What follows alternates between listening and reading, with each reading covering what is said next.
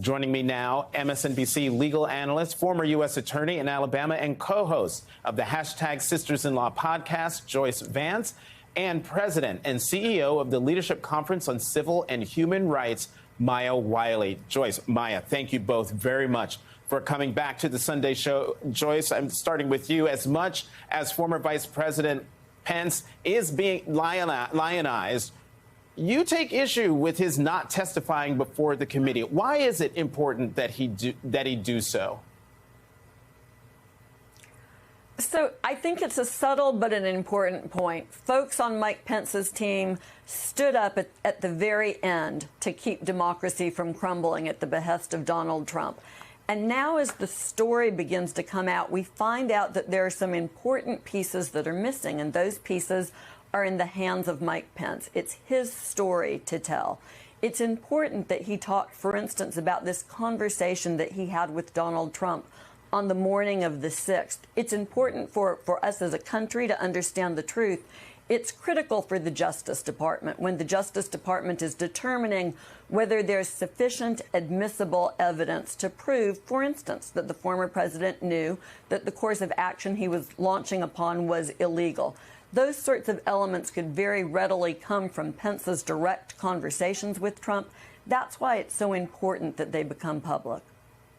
Maya, let me stick on this with you about Vice President Pence's whether he should testify or not. I'm just wondering if he could be saving his testimony for possible Justice Department proceedings where his testimony would carry a substantial legal weight. Well, certainly that's possible, and we don't know for sure because we don't have any insight into the Department of Justice's thinking on this. But let me just say this. Unless the Department of Justice has expressly asked him not to testify for that very reason, Jonathan, he absolutely should.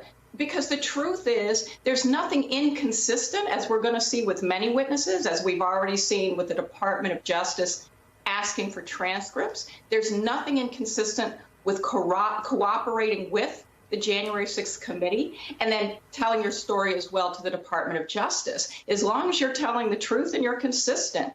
But I also want to add one other point here, which is all of this happened. Mike Pence knew and experienced this fear, this danger, the pressure tactics that he knew to be unconstitutional and unlawful. And yet he stood by Donald Trump during the impeachment hearing on this very topic. Yeah, I mean, that is the thing, Joyce, in all of this. As much as we heard from all of the witnesses on Thursday, and correct me if I'm wrong, they were all Republicans, all people who worked in that administration, telling us these harrowing stories from behind the scenes of what was happening in the days leading up to January 6th and what was happening on January 6th. And yet they didn't come forward until they were subpoenaed or the committee began its investigation.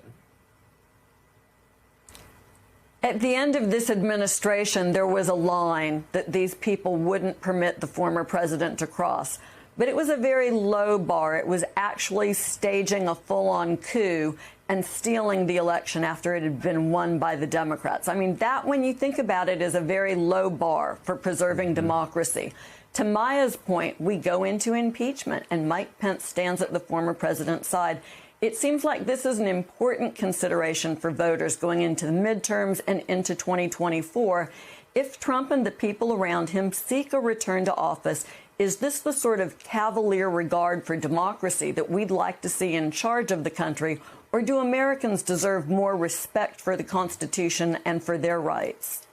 Well, let's talk more about holding Donald Trump accountable, Maya, because on the front page of the New York Times today, there's a story headline, "A Key Hurdle for Prosecutors, Proving What Trump Believed." And it points out that Trump issued a 12-page statement this week that could be, as the Times reports, the beginnings of a legal defense. Given what we've seen so far, does he have a legitimate defense? Well, let's just start with the fact that we don't even know what all the evidence is yet. As we've seen in these hearings, we're learning with each hearing, even those of us who have been watching this closely, what we did not know before hearing or what gets released only because the hearing is coming up. So I just want to say, first of all, we don't have all the evidence. Secondly, there's always a defense, right? That's why there are defense attorneys, and that's how our system works. Of course, there are arguments for the defense.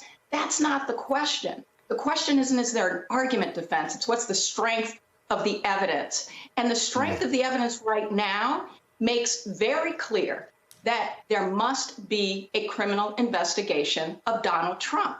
An investigation, let's just be clear how our system works. Prosecutors don't start an investigation knowing for sure that it's going to end in charges. They don't. What they know is there's enough smoke there to figure out if there's a fire burn. And if there's a fire burning, who set it? Right now, we've got a lot of evidence that points to Donald Trump having reason to know that there was no reason for him to contest the election results. But even if he did contest it, we also know that he said at just this one point, the Proud Boys were the foot soldiers, Roger Stone was his henchman. He goes into a presidential debate and says to the Proud Boys, stand by. And it's the Proud Boys that orchestrate and are charged with sedition. What we don't know is how much directly attaches him to that. But I think Joyce actually made this point when we were on the beat earlier this week, that, you know, the question is also whether or not he was aiding, abetting, soliciting. I mean, there are all kinds of ways in which he could be participating in sedition. But there's also him just straight up defrauding the United States government, which is a separate criminal charge.